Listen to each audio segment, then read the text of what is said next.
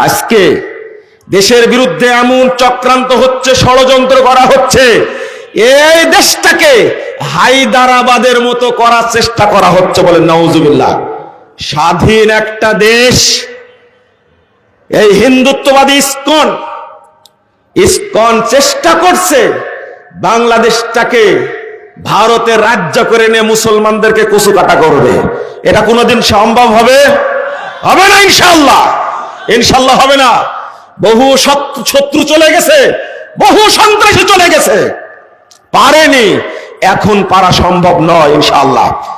একবার চেষ্টা করছে কিভাবে আমরা নাহিদকে হত্যা করব, কিভাবে চেষ্টা করছে হাসনাতকে হত্যা করব, চেষ্টা করছে সারজিস আলমকে কিভাবে হত্যা করব।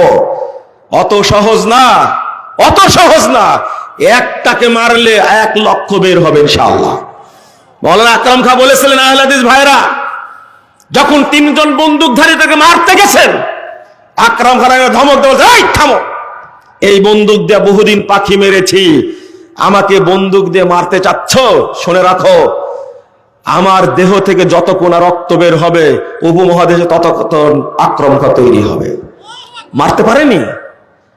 আহলে হাদিসরা এক সময় ব্রিটিশ বিরোধী আন্দোলন চালিয়েছে, সাহিত্যের নেতৃত্ব দিয়েছে, ভাষা আন্দোলন নেতৃত্ব দিয়েছে, আহলে হাদিসরা শিক্ষা আন্দোলন নেতৃত্ব দিয়েছে। আজকে আমি খুশি হয়েছি যে ধর্ম উপদেষ্টা প্রফেসর খালেদ হোসাইন 14 সাল থেকে তার সাথে একটু দেখাশোনা পরিচয় ছিল, তিনি আজকে বাংলাদেশ জমিয়তে আহলে হাদিসের কেন্দ্রীয় কার্যালয় এবং কেন্দ্রীয় প্রতিষ্ঠান মাদ্রাসা মোহাম্মদে আরাবিয়া পরিদর্শনে গেছিলেন। আমি ওই অনুষ্ঠানে ছিলাম। কথাগুলো বলেছেন খুব সুন্দর, যে যখন আগাছা তৈরি হয়, যখন শরীয়তের পরগাছা তৈরি হয়, অর্থাৎ বেদাত এবং শিরক যখন ঢুকে পড়ে, তখন সুন্নাতকে খেয়ে ফেলে। এত ভালো লাগছে বক্তব্য শুনে, যে বক্তব্যটা আমাদের বক্তব্য, অথচ তিনি নিজে হানাফি পরিচয় দিলেন। তবে নামগুলো উল্লেখ করেছেন বড় বড়, তিনিও জানেন, শিক্ষিত মানুষ, আমি তাকে পছন্দ করি। তিনি কত সুন্দরভাবে উল্লেখ করলেন আল্লামা সানাউল্লাহ মিরতাশাহী রাহিমাহুল্লাহ, তিনি উল্লেখ করলেন আল্লামা সিদ্দিক হাসান খান ভূপালী রাহিমাহুল্লাহ। আমি তো আশ্চর্য হয়েছি। টস করে নামগুলো বলছেন, আল্লামা আব্দুল্লাহ আল কাফি আল কুরাইশি, আল্লামা ডক্টর বারি রাহিমাহুল্লাহ, তিনি এইভাবে কথা বলছেন। আমি মনে করি আপনার এই বলিষ্ঠ ভূমিকা আজকে দেখতে চাই সারা দেশের মুসলিম। দেখতে চাই না? ভাই, আহলে হাদিসরা কি অপরাধ করেছে? তাদের মসজিদ কেন দখল করে নেওয়া হবে? শোনো, এই কাজটা করতে যেও না।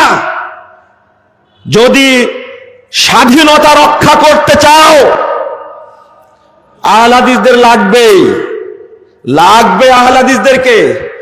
আমাদের একজন উপদেষ্টা, তিনি হলেন আহলে হাদিসের জামাই, আহলে হাদিসদের জামাই। যাকে বলা হলো তিনি হলেন এই আন্দোলনের মাস্টার মাইন্ড, তিনি হলেন আমাদের প্রফেসর ডক্টর মুস্তাউদ্দিন সাহেবের বড় মেয়ের জামাই মাহফুজ আলম। ছিলেন আপনারা?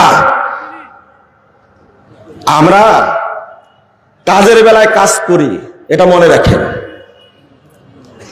অতএব ওই চিন্তা করেন না যে আহলে হাদিসদের উপরে অত্যাচার করে এই আমিন বলা, রফুল আয়দান করা, সহি আকীদায় সহি তরিকায় সালাত আদায় করা, এইটা আমরা বাংলাদেশ থেকে তুলে দেব, এটা স্বপ্নই থাকবে, বাস্তবে হবে না কোনোদিন ইনশাআল্লাহ। বরং স্বাধীনতা 3 বার আসলো, 24-এ হয়েছে, আর একটা স্বাধীনতা আসবে বাংলাদেশে, যখন ধর্মের নামে যারা পেট পূজারী ব্যবসায়ী, এদের স্থান বাংলার বুকে হবে না ইনশাআল্লাহ। তোমরা মাজার খানকা তৈরি করে দেশের অসংখ্য মানুষকে, কোটি কোটি মানুষের ইমান চুরি করছো, ইমান হরণ করছো, এই ফালতু ব্যবসা আর চলবে না বাংলাদেশে ইনশাআল্লাহ।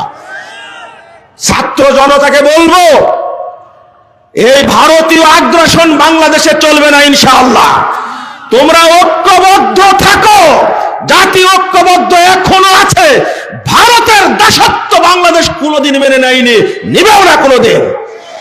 আপোষ করেছিল শেখ মুজিবুর রহমান, ভারতই তাকে ধ্বংস করেছে। এই শেখ হাসিনাকেও ধ্বংস করেছে ভারত, মনে রেখো। জোর করে ক্ষমতায় রেখেছিল মোদি কসাই, এই শয়তানটা রেখে এই আওয়ামী লীগকে ধ্বংস করেছে মোদি কসাই, হাসিনাকে ধ্বংস করেছে মোদি কসাই। কষায় বাংলাদেশকে ধ্বংস করেছে মোদি কষায় বাপের মতো। আহলে হাদিসরা জায়গায় কথা বলে, ছাত্র জনতা নয়। আজকে কিভাবে সম্ভব হতে পারে হাসনাতের উপরে গাড়ি দিয়ে তাকে পিষে মারবে?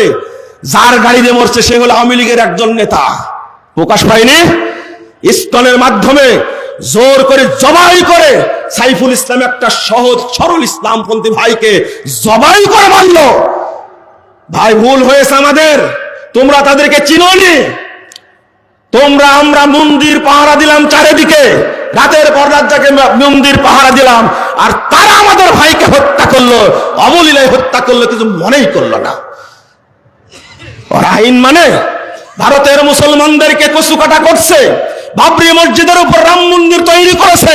আজকে আবার দাবি উঠছে আজমির ছিল মন্দির, আবার এখানে আজমির ভেঙ্গে দিয়ে আমরা মন্দির তৈরি করব। আল্লাহ যেন এই মোদি কসাইকে গজব নাজিল করে, বলেন আমিন। আল্লাহ যেন একে ধ্বংস করে দেন, বলেন আমিন। দোয়া কবুল হয়। আজকে রিপোর্ট বের হয়েছে, তুমি যে ভুয়া প্রধানমন্ত্রী হয়েছো, বাংলাদেশের মতো তুমি যে জাল চুরি করেছো, অনেকদিন পরে রিপোর্ট বের করেছে। গত নির্বাচন হয়েছে ইন্ডিয়াতে, এই মোদি হলো জাল জুয়া করে সে প্রধানমন্ত্রী হয়েছে। আসলে ভোটে জিতছিল হলো কংগ্রেস, কিন্তু জাল করে এই ভোটে জিতে গেছে কে? বিজেপি। আজকে রিপোর্ট বের হয়েছে, তোমার থোরেল বেড়া বের হবে ইনশাআল্লাহ। বাংলাদেশের মধ্যে দামি নির্বাচন করতে গিয়ে তুমি ধরা খেলে, ওটা ইন্ডিয়া। বাংলাদেশের মানুষকে শাসন করতে গিয়ে গোটা দেশকে নষ্ট করেছে, আওয়ামী লীগকে নষ্ট করেছে। মাত্র 5 মিনিট টাইম পেয়েছে। আজকে শুনলা যে 10 মিনিট, যদি 5 মিনিট দেরি হলে তাকে ধরে ফেলতো, এমন একটা অবস্থায় চলে গেছিল। শোনো, এই দেশের বিরুদ্ধে ষড়যন্ত্র করে কি টিকতে পারেনি, পারবেও না ভবিষ্যতে ইনশাআল্লাহ।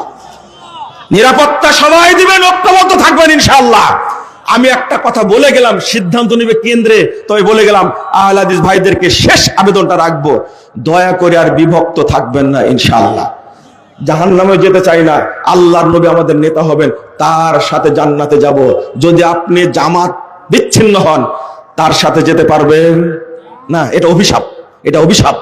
আল জামাত রহমাতুন ওয়াল ফুরকাতু হালাকাতুন, ধ্বংস হবে অভিশাপ একটা। বন্ধুরা আমার, দাওয়াতি কাজে অনেক উপকার হয়, আলহামদুলিল্লাহ, অনেক উপকার হয় না মানে? আজকে একজন মানুষ জাল হাদিসের কবল রাসূল সাল্লাল্লাহু আলাইহি ওয়াসাল্লাম এই বইটা পড়ে 9 পৃষ্ঠা পত্র লিখলেন আমার কাছে, সাইদি সাহেব। শিরোনাম হলো ভুল সংশোধনে সফলতা আছে, ব্যর্থতা নেই, লজ্জার কিছু নেই। এই পত্রটা যখন বের হয়ে গেল, তখন বহু মানুষের ওযু নষ্ট হয়ে গেল। আহলে হাদিসের হুঙ্কার এরকম হয়। আমি বলতে পারি না, শেখ খুব ভালো করে বলতে পারেন। আমি বলতে পারি না, শেখ প্রফেসর ডক্টর আহমদুল্লাহ 30 সালে খুব ভালো করে বলতে পারেন। ভুল সংশোধনে সফলতা আছে, ব্যর্থতা নেই, লজ্জারও কিছু নেই। বাংলাদেশের মানুষরা ভাই, সাইদে সাহেবের শিরোনামটা হলো বিপ্লব।